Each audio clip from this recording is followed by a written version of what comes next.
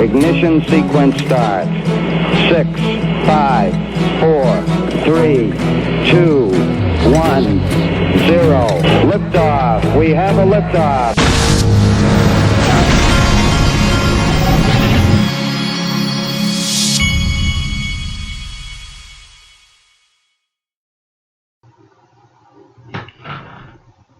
Hey everybody, this is the Digital Asset Investor.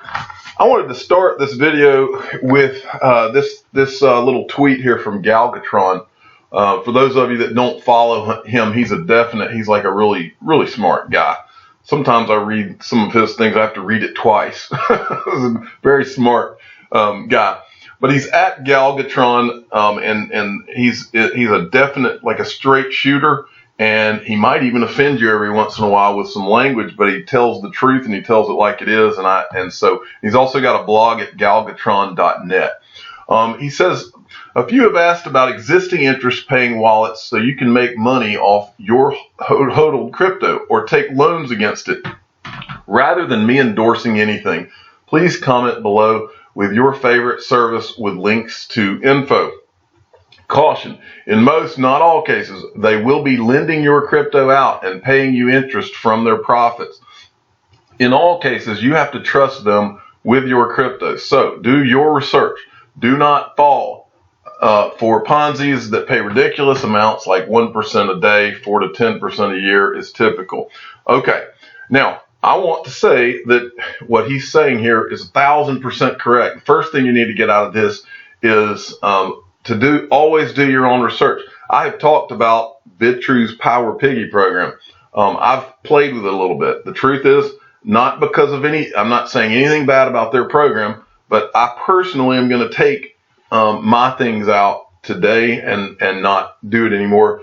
It's not because of anything wrong with their program. It's just the whole idea makes me nervous, and it's not just about them. It's about, there's a lot of them. There's a few of them. I think Nexio and maybe Polychain. There's a few different ones that do this.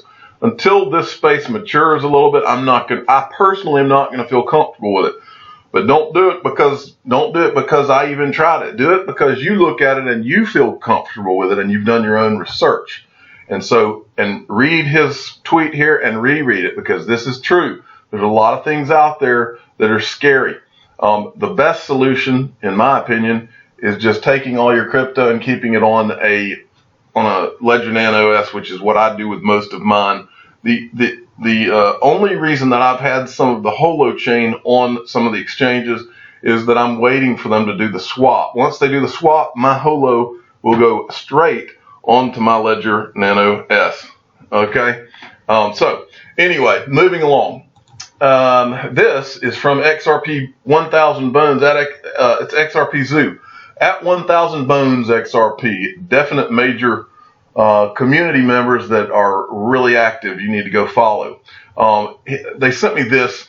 Speak up, let XRP be added. This is an exchange that this is the Beats coin. So close we can nearly touch it. What chains do you think would add value and why? And it's called VibraVid, and their handle is at BeatsCoin. BeatsCoin.io is their website. It says, looking at new ways to generate awareness, would adding multiple chains to the platform bring new users and open doors? And so we can let them know right now that it looks like I think these are just digital assets that they're asking if you would want added. So let's go in and tell them we want XRP added. I think that'd be helpful. Okay. Next, NBK Crypto at NBKLYRAD sent me this. Now, folks, this is very important. There's a lot of new people listening to this channel. Now, this is very important, what I'm about to go over. And it's important because a lot of new people get freaked out when, like what happened the last 24 hours, we had a dump of digital assets across the board. The first thing I want to get across is every major dump, or just about every major dump that I have seen since 2013 has involved usually some Bitcoin whale or some anti-Bitcoin piece, but usually Bitcoin led the way. Bitcoin dumped and then everything else followed. It happened no differently in the last 24 hours. But this is a very common thing we're seeing right now. this will not be something that you have to worry about as time goes on. But the fact that you have to worry about it now, you need to understand it. Understand why why the dump happened. Bitcoin price plunges 14% in violent spiral to 7,700. Here's why. Okay, now I'm not going to read from the article because I found a better explanation of what happened. But first, I wanted to show you C3 Nick's tweet about this.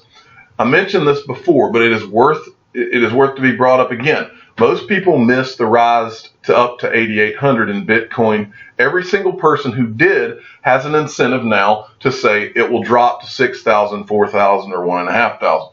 That is important to keep in mind. A lot of bias is out there. And then what he says here is very important. It is especially important to understand why these sudden drops happen and also what the mechanisms behind these are. Consider a small market. Introduce highly leveraged traders and emotional investors, and these drops and also spikes become completely normal.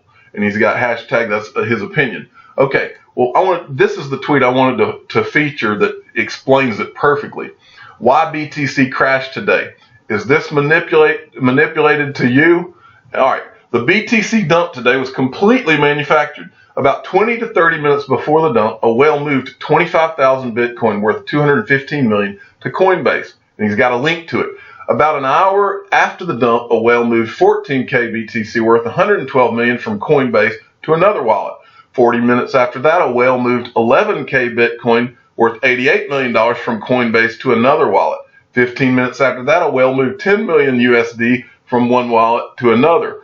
If you do a little math and follow the timeline, it's not hard to see that someone dumped 25,000 Bitcoin for $215 million and bought it back shortly after for $200 million.